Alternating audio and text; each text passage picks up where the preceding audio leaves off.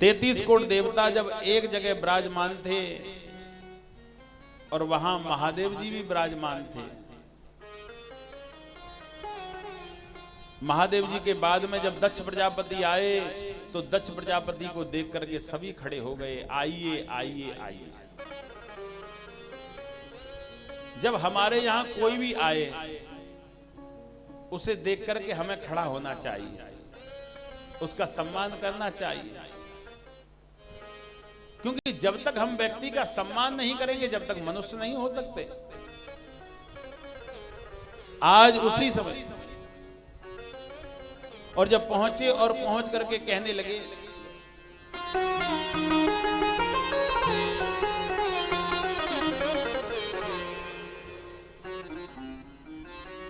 आज उसी समय उनका सम्मान करने के लिए जब पहुंचे, लेकिन दक्ष प्रजापति को देख करके सब खड़े हो गए, लेकिन महादेव जी और ब्रह्मा जी खड़े नहीं हुए। जब ब्रह्मा जी और महादेव जी खड़े नहीं हुए तो दक्ष प्रजापति को बड़ा क्रोध आया।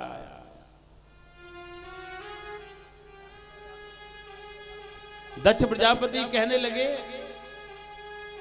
कि हमको देख करके सभी खड़े हो गए विराज, लेकिन महादेव जी और ब्रह्मा जी खड़े नहीं हुए।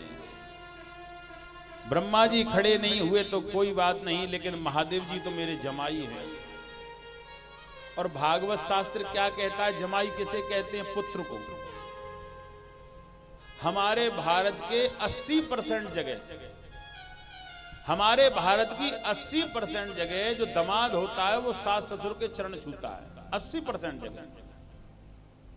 क्योंकि भागवत वेद के अनुसार जो मेरा दामाद है वो पुत्र है, और पुत्र कौन सा? धर्म का। तो इसी विषय को लेकर के दक्ष प्रजापति ने सोचा कि ये महादेव तो मेरा जमाई है, इसके लिए मेरी कन्या सती ब्याई है, लेकिन इसने मेरा सम्मान नहीं किया। महादेव जी तो हंसने लगे। अब महादेव जी किसका सम्मान करे? जो देवों के देव महादेव हैं, पृथ्वी आकाश पाताल के मालिक किसका सम्मान करेंगे? लेकिन दक्ष प्रजापति को क्रोध आया। दक्ष प्रजापति ने महादेव जी से गाली देना प्रारंभ कर दिया और महादेव जी से कहने लगे, तू मूर्ख है, अज्ञानी है, पागल है, दुराचारी है। लेकिन महादेव जी तो मुस्कुराने लगे। बलवान को और ज्ञानी को कभी क्रोध नहीं आता,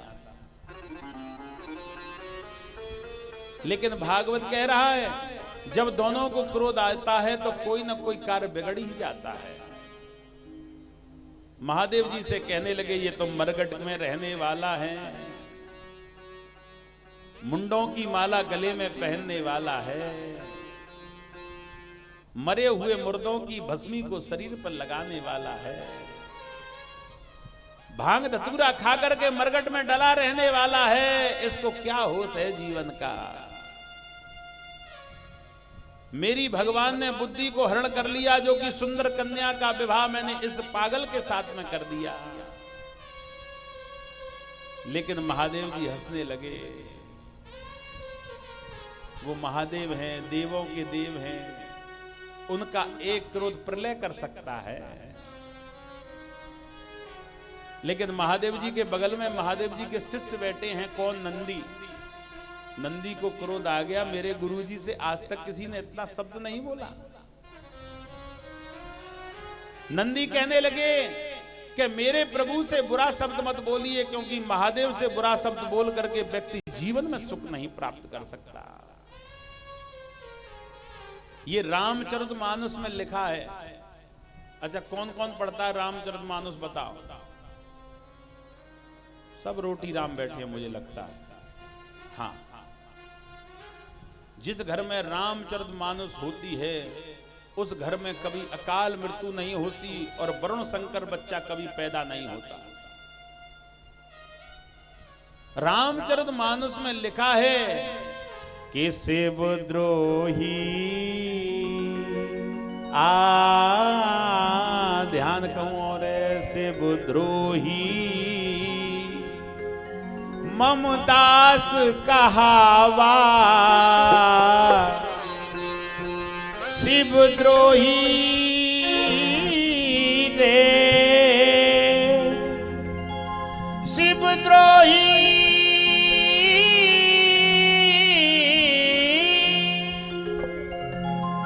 शिवद्रोही मम दास कहावा, ते नर मोए सपने नहीं भावा, ते नर मोए सपने नहीं भावा, ते नर मोए सपने नहीं भावा, ते नर मोए सपने नहीं भावा, शिवद्रोही मम दास कहावा, शिवद्रोही मम दास कहावा, ते नर मोए सपने नहीं भावा, ते नर मोए सपने नहीं भावा। शिव का द्रोही हो, राम क्या कह रहे हैं कि शिव का द्रोही हो और मेरा प्रेमी हो, ऐसे की भक्ति में स्वीकार नहीं करता। ये बड़ी विषय अच्छा है। देवताओं ने कह दिया कि शिव का बैर करने वाला भगवान का कभी विष्णु का प्रेमी नहीं हो सकता। महादेव परम पिता है, लेकिन शंकर भगवान ने नंदी से कहा बैठ जाओ, लेकिन नंदी को तो बड़ा क्रोध आ रहा, गुरुजी का अपमान कैसे सहन कर ले। जो बेटा गुरु का अपमान सहन कर ले, जो बच्चा माता पिता का अपमान सहन कर ले, जो बच्चा बहन और बेटी का अपमान सहन कर ले, वो सबसे बड़ा दुराचारी इस पृथ्वी पर है। बहन बेटी गुरु और माता पिता का अपमान हो, वहां पुत्र को विराट रूप धारण कर लेना चाहिए। वही श्रवण कुमार है कलयुग का। ऐसे नहीं पिता में गाली पड़ रही, बेटा चुपचाप निकल गया। माता से अपशब्द बोला जा रहा है, बेटा छुप गया। वो वरुण शंकर है। ऐसा व्यक्ति कभी मानव शरीर ग्रहण नहीं कर सकता। आपने कभी भगवान को देखा है? नहीं। लेकिन सबसे पहले भगवान तो माता पिता हैं। बोली वृंदावन बिहारी लाल। उन्हीं के अंदर तो भगवान रहते हैं। यह कथा का विषय बहुत विचित्र आपको सुनने के लिए मिल रहा है। यह कथा सुधारने की कोशिश करते हैं। मैं कहीं भी कथा हो, फालतू की चीजों में भक्तों को नहीं ले जा सकता, क्योंकि हम यहां बनने के लिए आए हैं, बिगड़ने के लिए नहीं आए। आहा, महादेव जी से जब बार बार गाली देने लगे, मेरी बुद्धि हरण हो गई, जो कि सुंदर कन्या का विवाह मैंने तेरे साथ में कर दिया। लेकिन महादेव जी तो शांत हैं। अब दक्ष प्रजापति को क्रोध आया। दक्ष प्रजापति कहने लगे, मैं श्राप देता हूं महादेव तुझे कि पूजा भजन जप तप यज्ञ सब में 33 करोड़ देवताओं का भाग निकाला जाएगा, लेकिन आज से तेरा भाग नहीं निकाला जाएगा। देवताओं में त्रायमाम होने लगी। देवता कहने लगे, जब हमारे महादेव का ही भाग नहीं निकलेगा तो हम भोजन स्वीकार नहीं करेंगे, चाहे कोई भी यज्ञ कराए। अब देवताओं की मीटिंग हुई कि महादेव का भाग नहीं निकलेगा तो यज्ञ कैसे होगी। अच्छा, हम यज्ञ में आहुति डालते हैं तो बोलते हैं स्वाहा। क्यों बोलते हैं? क्योंकि यज्ञ भगवान की पत्नी का नाम है स्वाहा। पत्नी को प्रसन्न करना तो शुरू से ही चला आ रहा है, आज से नहीं है परीक्षित जी। हाँ, स्वाहा। और अग्नि में जो आहुति हम डालते हैं जैसे घी और सामग्री, वो ठाकुर जी भगवान देवताओं का भोग होता है। लेकिन अब ये श्राप दे दिया कि उसमें आहुति जाएगी नहीं महादेव के नाम की। देवताओं ने मीटिंग करी, महादेव को तो पहले भोग लगना चाहिए। देवताओं ने मीटिंग करी कि पहला भोग महादेव का लग सकता है कि कैसे, कि यज्ञ भगवान की 3 सीढ़ियां होती हैं। जो हवन कुंड हमारा बना है इसमें 3 सीढ़ी हैं, 1, 2 और 3। जब हम आहुति डालते हैं स्वाहा शब्द पे, तो डालते समय तीनों सीढ़ियों पर गिर जाती है, और जो तीनों सीढ़ियों पर गिरती है वो महादेव का भाग होता है। बोली वृंदावन बिहारी लाल। तो ये पहला महादेव का भाग दिया। आज जब श्राप दे दिया, नंदी भी खड़े हुए, नंदी भी कहने लगे मैं भी श्राप देता हूं कि जिस मुखारविंद से तुमने मेरे प्रभु से बुरा शब्द बोला है, जिस मुखारविंद से तुमने मेरे प्रभु को श्राप दिया है, यह मुखारविंद बकरे का हो जाएगा। और श्राप देकर के अपने अपने स्थान के लिए चल दिए। बोली वृंदावन बिहारी लाल की। समय व्यतीत हुआ। देखो, तुम कथा के जितने भी श्रोता हैं ना, तुम्हारा इस समय कोई नाम नहीं है। भागवत में लिखा है कि जब भक्ति में आकर के कोई भक्त बैठ जाए तो उसका नाम नहीं होता, वो श्रोता होता है। जैसे भगवान का सेवा करने वाला भगत होता है, इसी प्रकार से कथा सुनने वाला श्रोता होता है। और तुम लोग श्रोता हैं, लेकिन श्रोता कब बनेंगे? जब आसन लगा के कथा सुनेंगे।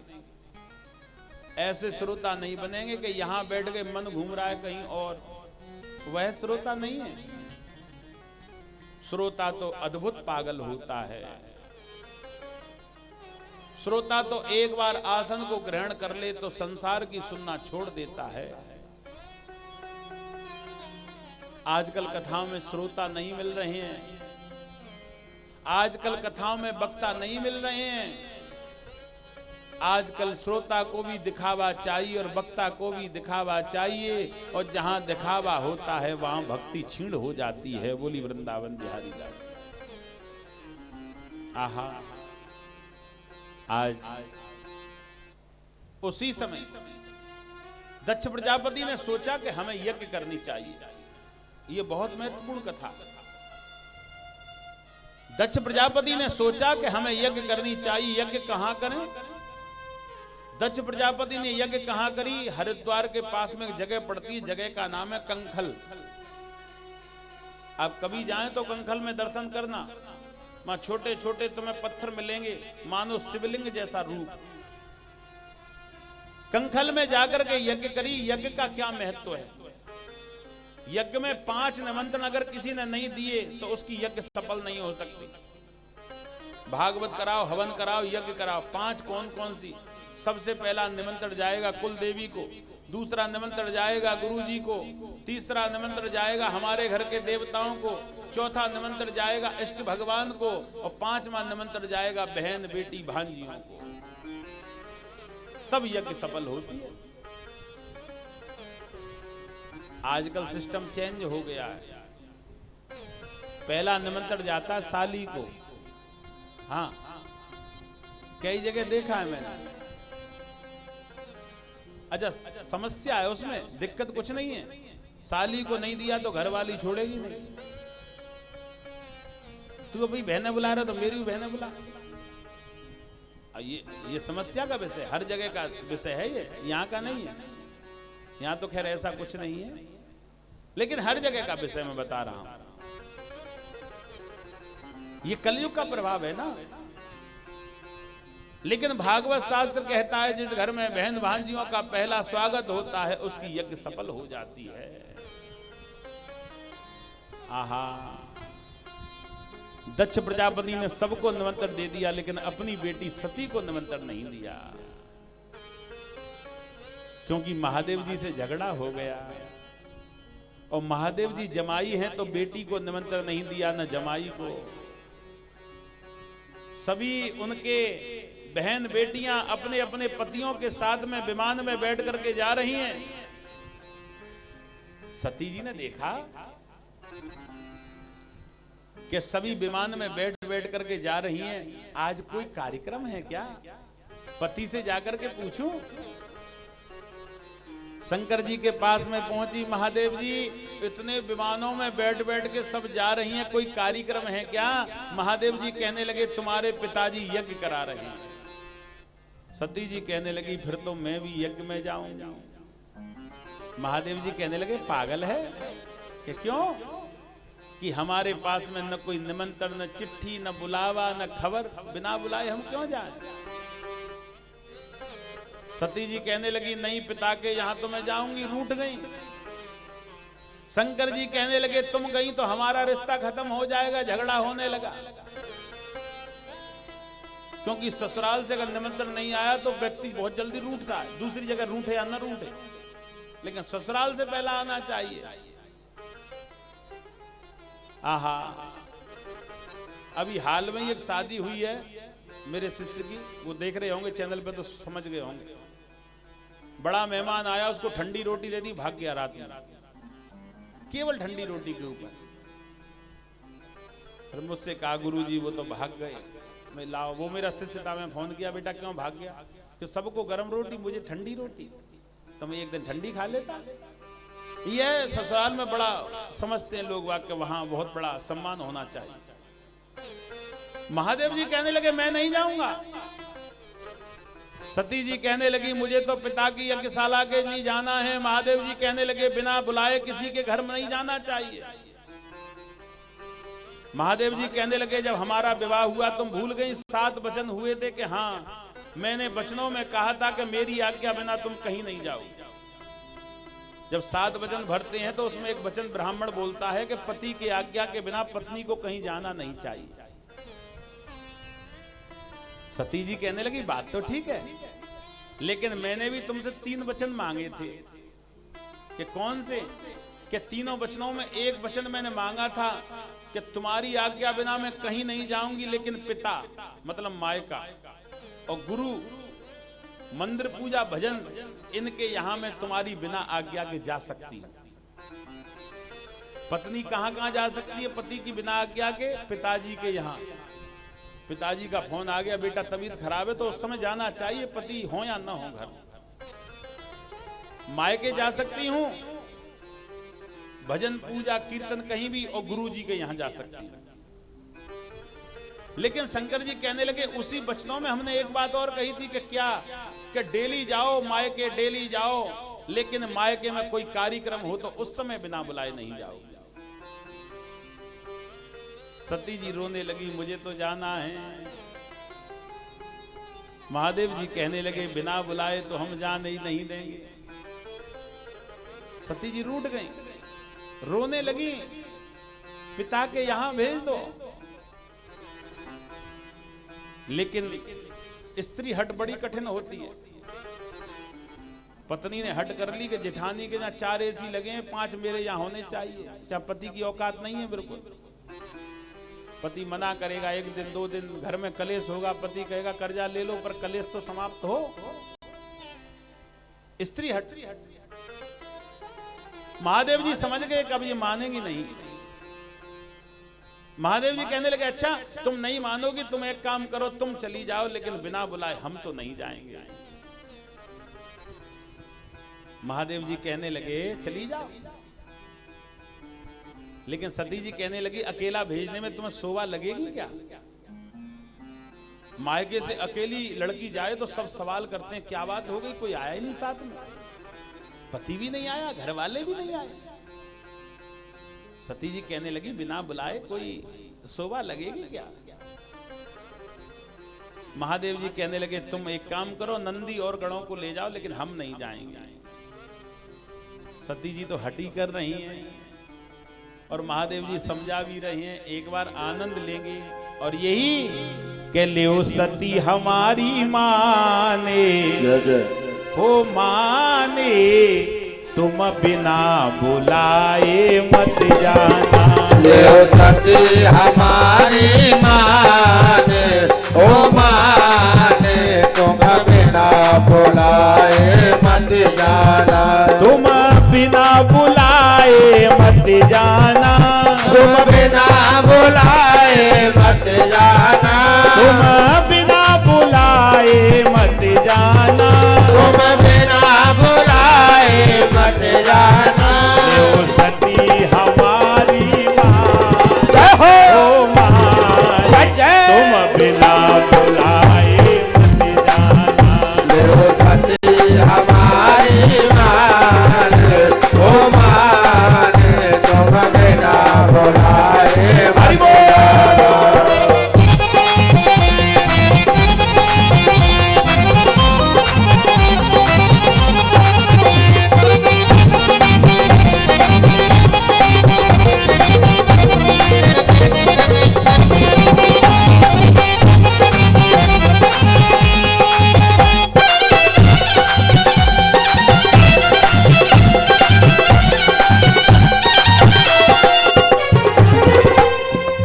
ओ तेरे बाप ने यज्ञ देख कीनी है, तेरे बाप ने यज्ञ देख कीनी है, तेरे बाप ने यज्ञ देख कीनी है, तेरे बाप ने यज्ञ देख कीनी है, कोई नोता तक ना दीनी है, कोई नौता तक ना देनी है, कोई नोता तक ना दीनी है, कोई नौता तक ना देनी है। अब घटे जय हो, अब घटे हमारो सम्मान, जय हो, सम्मान, जय। तुम बिना बुलाए मत जाना। पहले हो सती हमारी मान, ओ मान, तुम बिना बुलाए हरि बोल।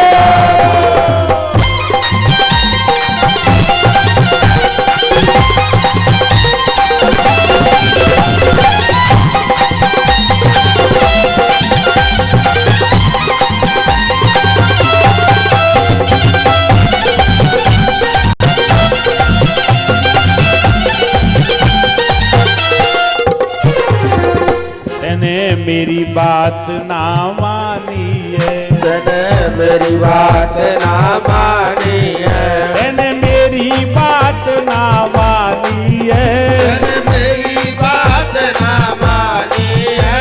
अब घट गो, जय हो, अब घट गो हमारो सम्मान, जय हो, सम्मान, जय। तुम बिना बुलाए मत जाना।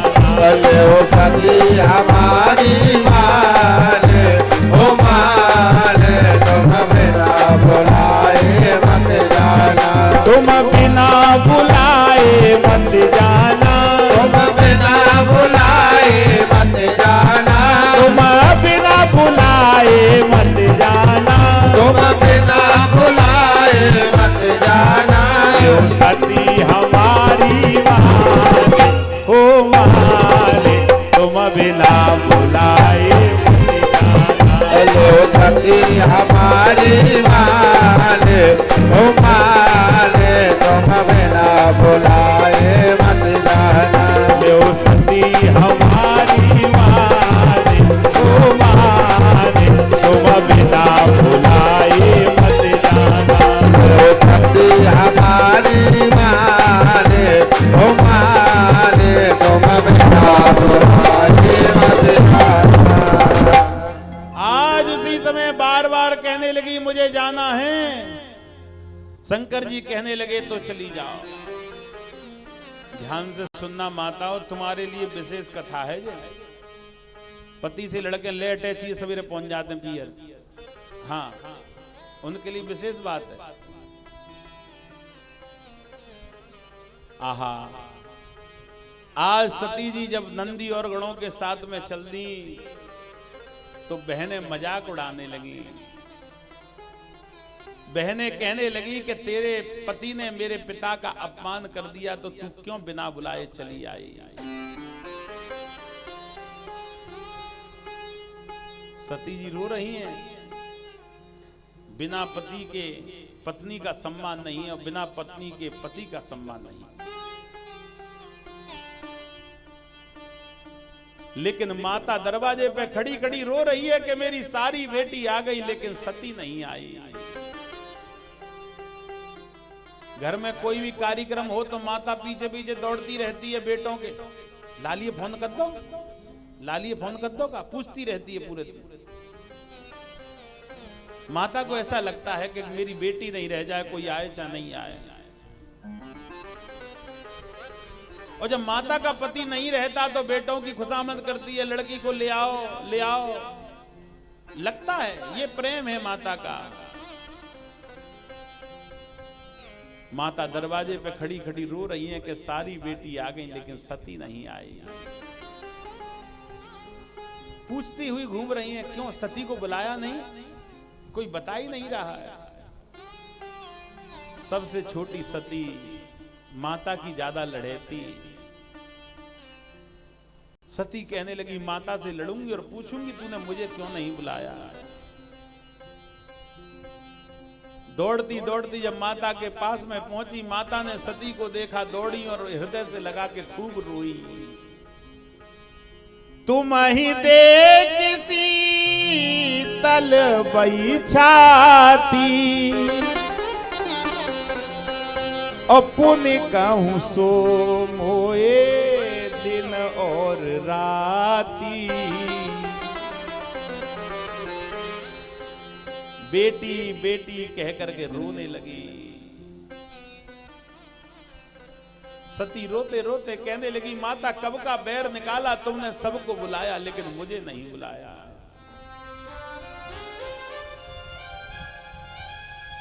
माता रोते रोते कहने लगी, बेटा इसमें मेरा दोष नहीं है, तुम्हें पूछना है तो अपने पिता से जाकर के पूछो। बेटी का अधिकतर प्रेम पिता से ज्यादा होता है। बेटी रोते रोते पिता के पास में पहुंची। जब पिता अपनी बेटी से नहीं बोला तो आज सती जी टूट गई। अब मेरा कोई नहीं है मायके में। जब पिता ने संग छोड़ दिया तो बचा ही कौन। रो रही है। मायके में भी अपमान हो गया और पति को भी छोड़ करके मैं चली आई। रोते रोते सती कहने लगी, जहां यज्ञ हो रही है वहां जाकर के देखूं मेरे पति का और भोग निकाला है या नहीं, क्योंकि महादेव उनका भोग तो जरूरी है। रोते रोते जब पहुंची यज्ञशाला में देखा 33 कोट देवताओं का भाग है लेकिन महादेव का नहीं है। पैर टूट गए, घोंटुओं की बल गिर पड़ी और चीख चीख के रोने लगी, मेरी वजह से मेरे महादेव का अपमान हो गया।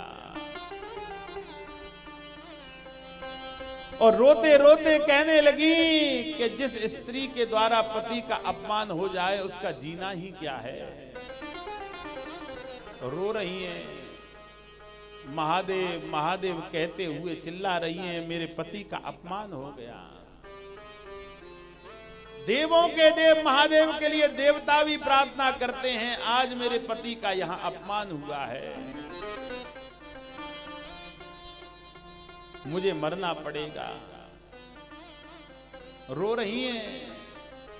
कलेजा फाड़ कर देखो हजारों गम निकलते हैं। कलेजा फाड़ कर देखो हजारों गम निकलते हैं, कहीं पर कम निकलते हैं कहीं ज्यादा निकलते हैं। कलेजा फाड़ कर देखो हजारों गम निकलते हैं, कहीं पर कम निकलते हैं कहीं ज्यादा निकलते हैं। कहीं पर बजती सहनाई कहीं मातम निकलते हैं, कहीं पर जन्म होता है कहीं पर मरण निकलते हैं। हे स्वामी हे महादेव, सिर को पीटने लगी। अब मरना ही ठीक है, जीने से क्या फायदा है। मैं माताओं तुमसे एक बात कहूंगा, जहां तुम्हारे पति का सम्मान नहीं है उस जगह को सपने में भी भूल जाना चाहिए। वह स्त्री का धर्म बनता है क्योंकि तुम्हारा विवाह हुआ था तो संकल्प करके पति को तुम्हें दे दिया था। जिसको संकल्प करके दे दिया जाता है वही तुम्हारा होता है। बोली वृंदावन बिहारी लाल।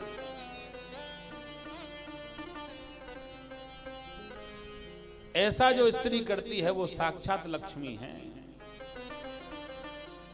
मेरे भारत में ही ये नियम है, जो पत्नी अपने पति के लिए पूरा सम्मान और पूरा नियम निभाती हैं वो भारत की ही नारी हैं। आहा, यह कार्य माता तुमको करना ही होगा, और यह कार्य तुम नहीं करोगे तो समझ लेना कि फिर तुम्हारा विवाह होना, संकल्प लेना, यज्ञ में साक्षी मानना वो क्या है।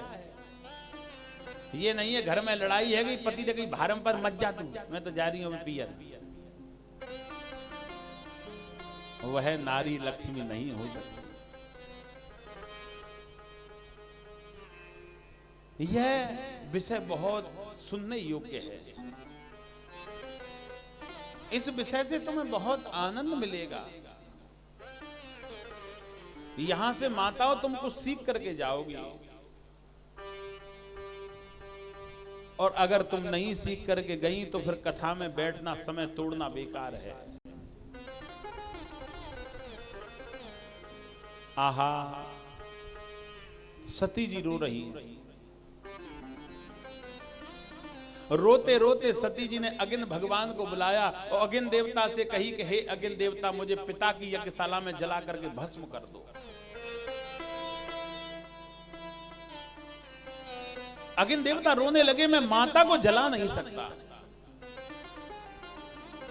माता कहने लगी कि अगर तुमने जला करके मुझे भस्म कर दिया तो समझ लीजिए कि मेरा सम्मान थोड़ा सा बच जाएगा।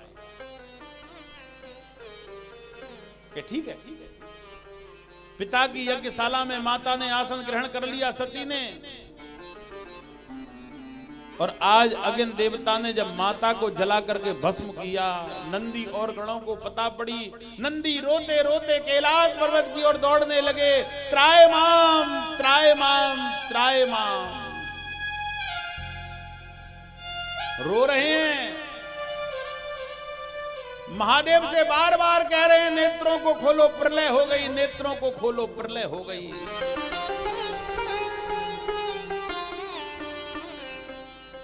आहा, महादेव जी ने जब नेत्रों को खोला तो कहीं क्या हो गया कि सती जी ने अपने प्राणों को पिता की यज्ञशाला में जला करके भस्म कर दिया।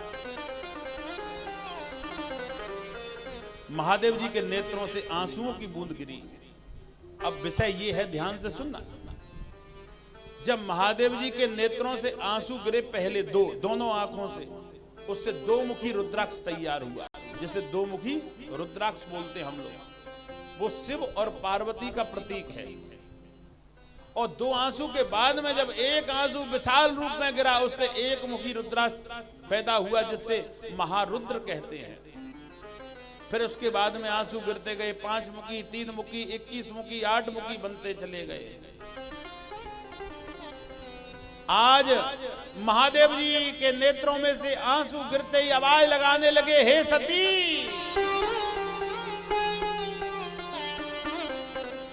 मैं उस दुष्ट को छोड़ूंगा नहीं। महादेव जी जोर जोर से सिर को हिलाने लगे, और सिर को हिलाते ही महादेव जी ने सिर में से एक जटा तोड़ी, और जटा तोड़ करके धरती पर गिराई। उससे वीरभद्र नाम के बलवान तैयार हुए। वीरभद्र की बराबर बलवान हमारी पृथ्वी पे कोई हो नहीं पाया। वो महादेव जी के बड़े बलवान गण थे, जिसे वीरभद्र बोलते। वीरभद्र से किनकी उत्पत्ति हुई मैं कथा में आगे बताऊंगा, ध्यान से सुनना। वीरभद्र अग्नि के नेत्र वाले कहने लगे, महादेव जी मैं क्या करूं कि सेना को तैयार करके ले जाओ, और दक्ष प्रजापति जहां यज्ञ कर रहे हैं उनको सबको समाप्त करके आओ। दक्ष प्रजापति को मारने के लिए नंदी और गणों को लेकर के, भूत सेना को लेकर के वीरभद्र जब पहुंचे, तो वीरभद्र को पहुंचते ही दक्ष प्रजापति को पता पड़ी। तो दक्ष प्रजापति ने अपने गुरुजी को ध्यान किया। दक्ष प्रजापति के गुरुजी कौन हैं? विष्णु भगवान। और विष्णु भगवान से कही कि हे विष्णु तुम आओ और इस वीरभद्र को मार डालो। विष्णु भगवान कहने लगे पागल है, वीरभद्र को हम मार सकते हैं? ये महादेव का गण है, महादेव के गण को हराने वाला संसार में कोई नहीं। हां दक्ष प्रजापति तू मेरा शिष्य है, अगर महादेव के क्रोध को शांत करना है तो एक ही उपाय है कि क्या, कि महादेव के चरणों में लेट जाओ। बड़ा दयालु है, बड़ा कृपालु है, एक लोटे के जल से प्रसन्न हो जाता है, भांग धतूरा डाले आओ उसी से प्रसन्न हो जाता है, ऐसा महादेव है। कहने लगे नहीं, मैं महादेव के चरणों में नहीं लेटूंगा। आज उसी समय वीरभद्र ने जाकर के क्या किया, सारे यज्ञशालाओं को तोड़ना प्रारंभ कर दिया, दक्ष प्रजापति के गणों को मारने लगे, दक्ष प्रजापति के गणों को मार करके समाप्त करने लगे। और जब दक्ष प्रजापति दौड़े तो दक्ष प्रजापति के एक हाथ से शरीर को पकड़ लिया और एक हाथ से सिर को, और सिर को उखाड़ करके दूर फेंक दिया और महादेव जी के पास में आ गए। ध्यान से सुनना, जब महादेव जी के पास में आए तो महादेव जी से कहा कि तुमने मुझे तैयार तो कर दिया, मैं वीरभद्र हूं, पर अब मैं क्या करूं, कहां जाऊं? मैं तुम्हारा बलवान गण हूं, मुझे तैयार तो कर दिया, मैं कहां जाऊं? क्योंकि शिव जी की जटा से तैयार हुआ। कहने लगे कि मैं आज्ञा देता हूं कि तुम अपने द्वारा और मनुष्यों की उत्पत्ति करो। जितने भी जाट जाति के यहां लोग बैठे हैं, उनका गण, उनका देवता कौन है? महादेव। तुम किसी भी देवता की पूजा कर लेना, लेकिन तुम्हारी जाति का देवता तो महादेव है, क्योंकि तुम महादेव की जटा से और वीरभद्र से प्रकट हुए हैं। बोली वृंदावन बिहारी लाल की। जाटों की उत्पत्ति वीरभद्र से हुई है, इसीलिए इनको जाट बोला जाता है। तो आपका कभी भी पूजा हो आपके घर में, शादी में, विवाह में, अनुष्ठान में, तो सबसे पहले महादेव का पूजन करना आपके लिए अनिवार्य है,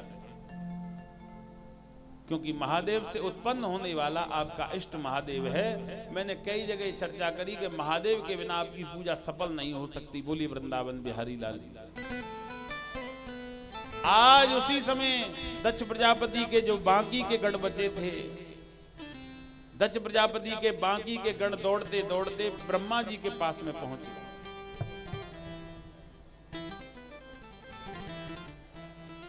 ब्रह्मा जी के पास में पहुंचे, ब्रह्मा जी से कहने लगे कि महादेव जी के क्रोध को शांत कर दो। चलो, महादेव जी के क्रोध को शांत करने के लिए ब्रह्मा, विष्णु, दक्ष प्रजापति के गण कैलाश पर्वत पर पहुंचे और कैलाश पर्वत पर पहुंच करके महादेव के चरणों में लेट गए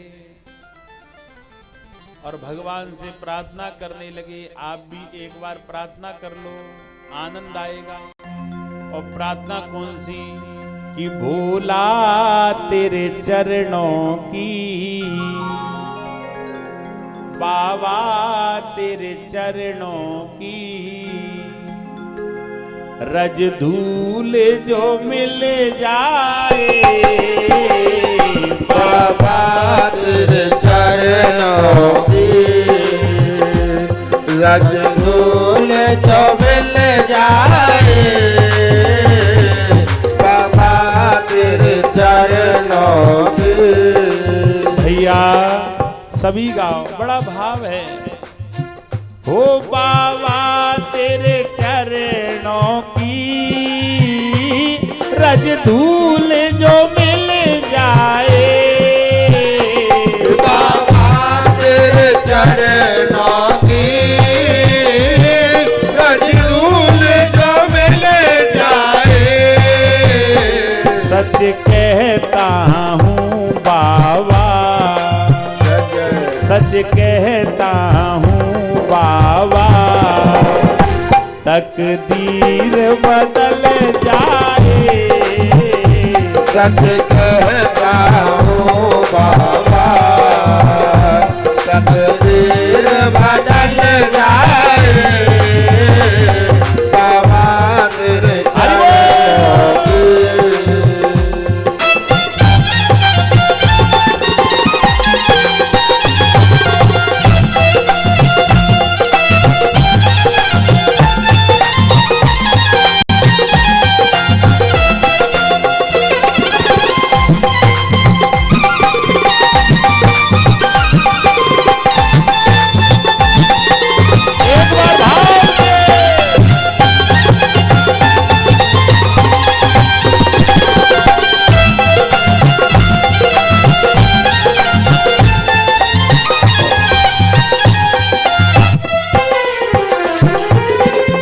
सुनता हूँ तेरी रहमत दिन रात बरसती है।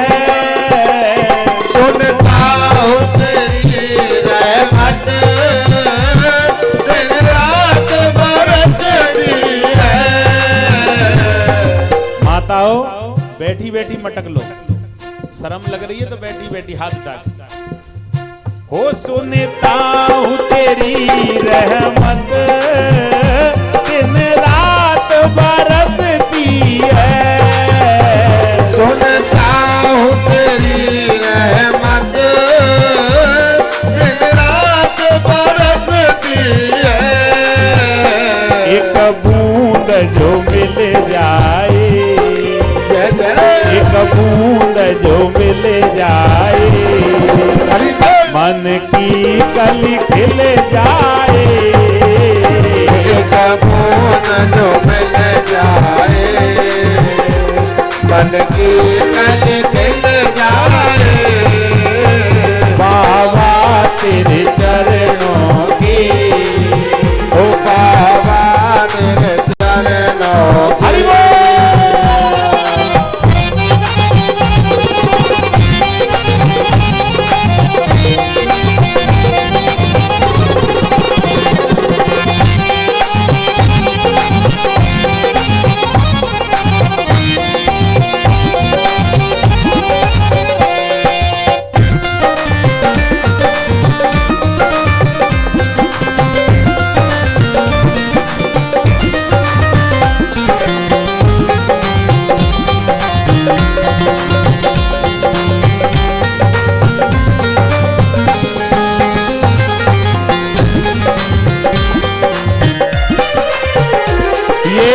मन बड़ा चंचल है, कैसे तेरा भजन करूं। ये मन बड़ा चंचल है, कैसे तेरा भजन करूं। ये मन बड़ा चंचल है, कैसे तेरा भजन करूं। ये मन बड़ा चंचल है, कैसे तेरा भजन करूं। इतना इसे समझाऊं, जितना इसे समझाऊं उतना ही मचल जाए। इतना इसे समझाऊं उतना ही मचल जाए बाबा तेरे चरणों की। अरे बाबा तेरे चरणों की। हरि बोल।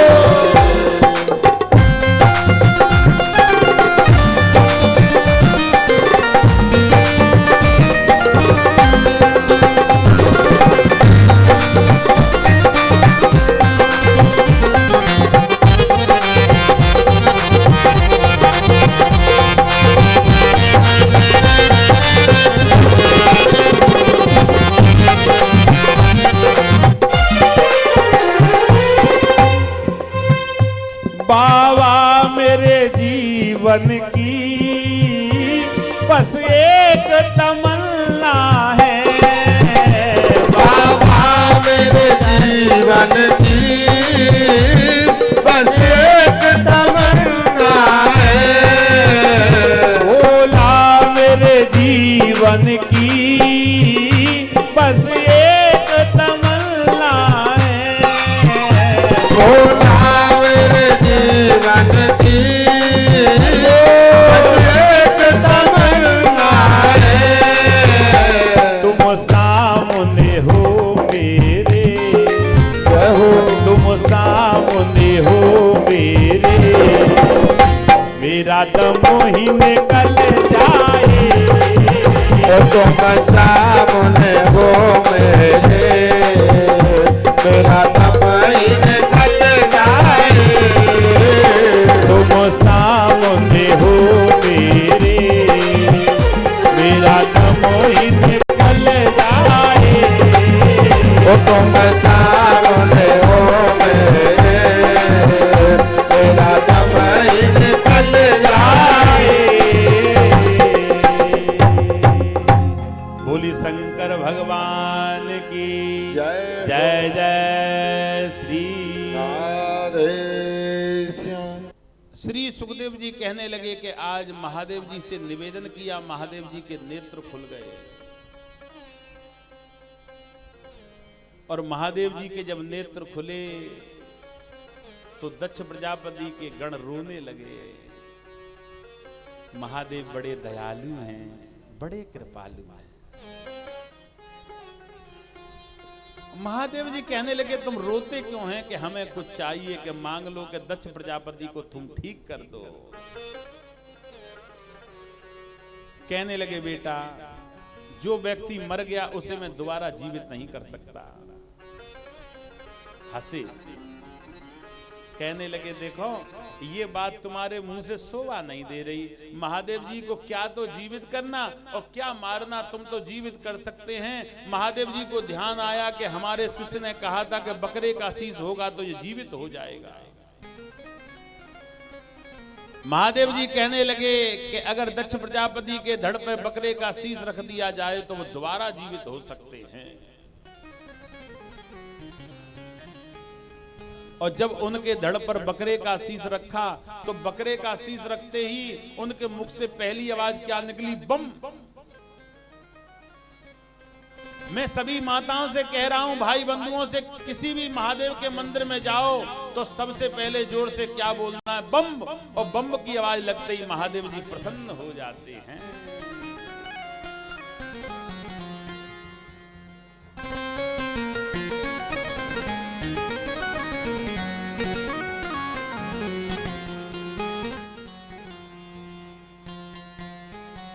आप भी आ जाओ, तुम बहुत नाचते हो।